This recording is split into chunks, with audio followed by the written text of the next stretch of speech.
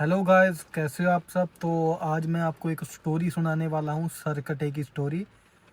तो सबसे पहले हम टाइम देख लेते हैं, लाइव टाइम देख लेते हैं कि कितने बज गए हैं। तो ये देखिए, टाइम 1 बज गया है रात का। तो कहानी शुरू करते हैं।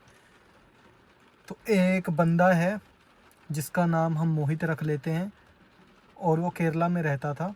केरला की स्टोरी है। तो वहाँ पे क्या हुआ कि उसको ना किसी चीज़ ने पोसेस कर लिया। मान लीजिए उसके शरीर में कोई एंटिटी आ गई, कोई भूत प्रेत आ गया। तो उसके उसके साथ क्या होता था कि उसका जो सर था वो तो सही रहता था, लेकिन उसकी पूरी बॉडी उसके काबू में नहीं रहती थी। वो चिल्लाता था। और वो बच्चा था, वैसे तो स्कूल में पढ़ता था, 11वीं 12वीं में पढ़ता था। तो क्या होता था कि उसका पूरी बॉडी उसकी काम नहीं करती थी, उसका सर काम करता था। मान लीजिए वो बोलता था, वो सही बोलता था, लेकिन उसके हाथ पैर उसके काबू में नहीं रहते थे। उसके हाथ पैर ऐसे मुड़ने मुड़ने लग जाते थे जब वो ऊट-पटांग हरकतें करता था, चीज़ें फेंकता था यहाँ वहाँ पे, और चल के भाग लेता था, ऐसे करने लग गया था। उसमें बहुत ज़्यादा ताकत आ गई थी।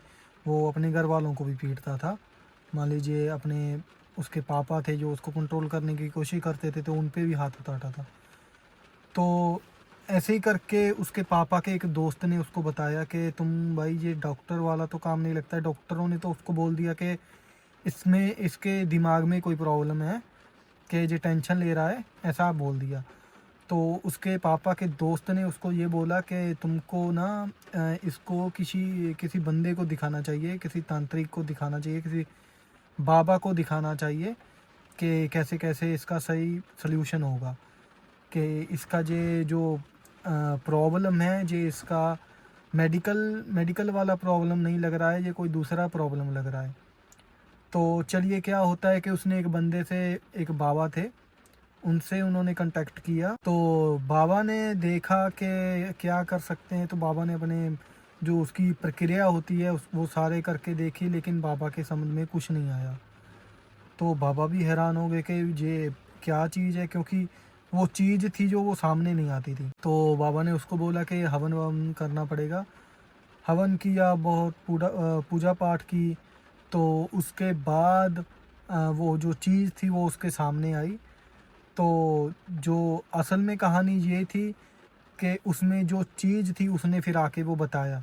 बाबा ने अपना कोई प्रक्रिया की होगी जो मतलब कि उस चीज़ को सामने लाए, और उससे पूछा कि तुम कौन हो और क्या चाहते हो। तो शायद, मुझे इस चीज़ के बारे में पक्का नहीं पता, मुझे लगता है कि अगर किसी के शरीर से किसी चीज़ को निकालना होता है तो उसके बारे में शायद पूरा पूरा पता होना ज़रूरी होता है कि वो क्या चीज़ है, कहाँ से आई है, तभी वो निकल पाती है। मुझे ऐसा लगता है शायद। तो आप कमेंट में बताइएगा कि ऐसा होता है या नहीं होता है। तो उसके बाद क्या होता है, जो वो चीज़ थी वो सामने आती है, वो बताती है कि मैं 100 साल पुराना एक बंदा हूँ। ठीक है, क्योंकि वो बताता है कि, तो बाबा पूछते कि तुम इसके शरीर में क्यों आए हो। तो वो बताता है, बंदा जो एंटिटी थी वो बताती है कि मैं अपने सिर को ढूंढ रहा हूँ। तो जो इसका जो लड़के की शक्ल है वो मेरे शक्ल से बहुत मैच करती है। तो इसको मैं इसीलिए अपने साथ लेके जाऊंगा, इसका सर मैं लेके जाऊंगा। तो बाबा उससे पूरी बात पूछते हैं कि क्या क्या हुआ था उसके साथ। तो वो बताता है कि 100 साल पुरानी लगभग बात बताता है कि मेरे साथ ऐसा हुआ था कि मेरे घर में लड़ाई थी मेरे ही फैमिली वालों के साथ, जो अपने शरीके में होते हैं, जैसे आस पड़ोस के होते हैं ना रिश्तेदार, उनसे मेरी लड़ाई थी। तो क्या हुआ कि हमारी ज़मीन का जो मसला था थोड़ा, तो उन्होंने क्या किया कि मुझे कहीं पे ले गए और मेरे को शराब पिलाकर उन्होंने मेरा सर काट दिया। तो मेरी बॉडी को पूरी को मतलब कि गायब करना बहुत मुश्किल था। तो उन्होंने क्या किया, उसका सर काट दिया, अलग कर दिया, और उसका सर जला दिया। तो उसका सर तो पूरा ख़त्म हो गया, और उसकी बॉडी को ऐसे ही फेंक दिया। तो उसके बाद वो उसकी आत्मा घूमने लग गई अपने सर की तलाश में। तो बोला कि मैं इस बंदे को वो काफ़ी मतलब कि ऐसे बहुत दूर दूर तक बोला मैं ट्रैवल करता हूँ ऐसे ही, और इस जो बंदे का सिर है वो मेरे सिर से बहुत मैच करता है, मेरी शक्ल से बहुत मैच करता है। तो मैं इसको अपने साथ लेके जाऊँगा।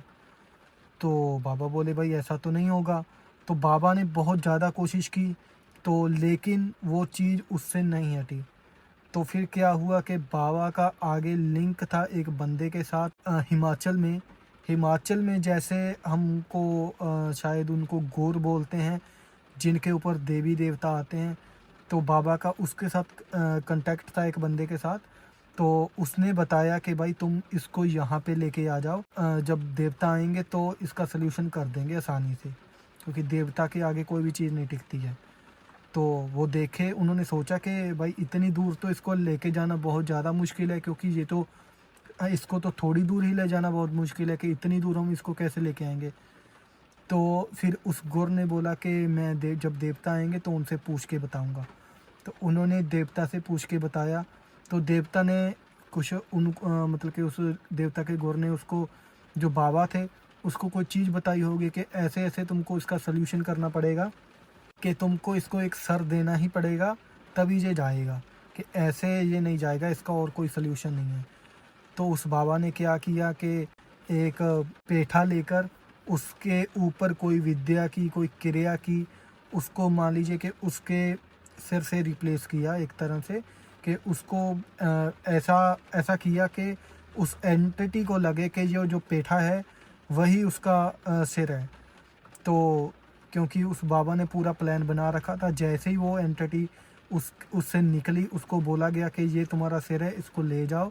तो जैसे ही एंटिटी उसके शरीर से निकली, और तभी बाबा ने उस जो बच्चा था उसको ताबीज़ वगैरह पहना दिए, कि वो चीज़ थी जो वो उस बच्चे के शरीर में दोबारा से एंटर ना कर पाए। तो उससे लेके आज तक वो बच्चे के वो ताबीज़ वगैरह अभी तक पहने रखे हैं। तो बाबा बोलते हैं कि इसको उतारना नहीं है, जब तुम उतारोगे तो वो एंटिटी हो सकता है कि तुम पे फिर से आ जाए। तो दोस्तों, ये थी आज की अपनी कहानी।